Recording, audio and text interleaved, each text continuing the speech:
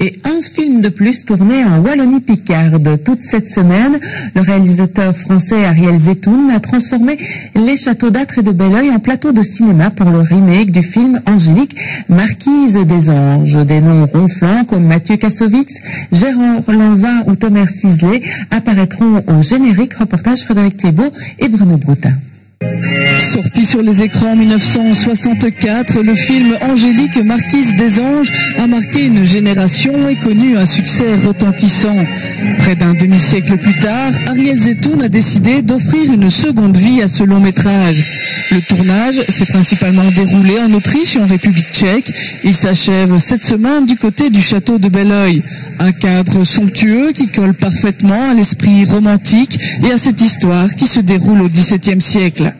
Ça fait des années que l'on reçoit des productions de films ici de tout genre, de toutes sortes. Enfin, c'est l'endroit s'y prête, il y a de la place, les gens sont contents, il y a quelque chose qui se passe de magique dans la maison, et tout le monde a une effervescence au travail absolument extraordinaire, ce qui augure quand même une réussite et un grand film qui va sortir, je l'espère. Est-ce que vous dites oui à tout? Parfois, ça vous arrive de refuser? Je refuse. Bien sûr, il faut que ça cadre tout à fait dans le message qu'est Belleuil. On ne peut pas laisser, je dirais, galvauder le message de Belleuil. Donc, il nous arrive effectivement de dire non, ça ne se passe pas tout à fait. De mercredi à samedi, une cinquantaine de figurants, tous en costume d'époque, seront sous les feux des projecteurs. Nombre d'entre eux sont des régionaux. De près ou de loin, ils côtoient les vedettes du film que sont Nora Arnezeder, Thomas Sisley, Mathieu Kassovitz ou encore Gérard Lanvin. Ce dernier incarne Geoffrey de Perrac, le prétendant de la jeune Angélique. Pour l'acteur, ce film en costume d'époque est une grande première. Il était temps qu'il m'en arrive un avant d'être frustré et pas content, donc, parce que les frustrés sont pas contents en général. Eh bien, j'ai eu la chance que Ariel m'ait fait confiance là-dessus, de lire un bon scénar déjà, d'avoir une partenaire formidable qui est Nora, et puis d'autres partenaires masculins que j'aime énormément puisque ce sont des potes. Avec tout ça, plus le rôle de Perrac qui est quand même un rôle, disons, un petit peu mythique, on pouvait pas trouver mieux pour faire un film en costume. Donc on a été servi, mais grave. Donc je suis content. Le film sera fort différent de celui de 1964. Oui, je pense. Il sera moins naïf, moins puéril.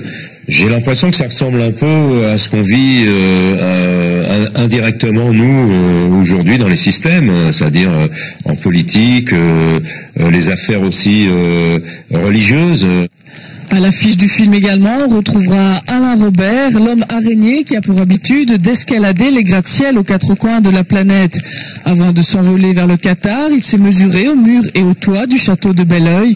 Pour lui, l'expérience cinématographique est inédite et quelque peu perturbante. Au départ, j'étais plutôt vindicatif parce que j'avais pas réellement envie de faire ça. Je savais pas exactement ce que c'était le cinéma, mais j'avais l'impression que ça allait être un peu rasoir. Et en fait, ça allait même beaucoup plus que ce que je pensais. Il faut recommencer 150 000 fois les mêmes choses, et puis tout est un petit peu décousu. C'est-à-dire que hier, je sais que j'ai tourné une séquence qui en fait se passe bien après la séquence que je vais tourner, par exemple, demain. Samedi, l'ultime plateau d'Angélique, Marquise des Anges sera tourné au château de Belleuil. La sortie du film est quant à elle prévue pour mi-2013.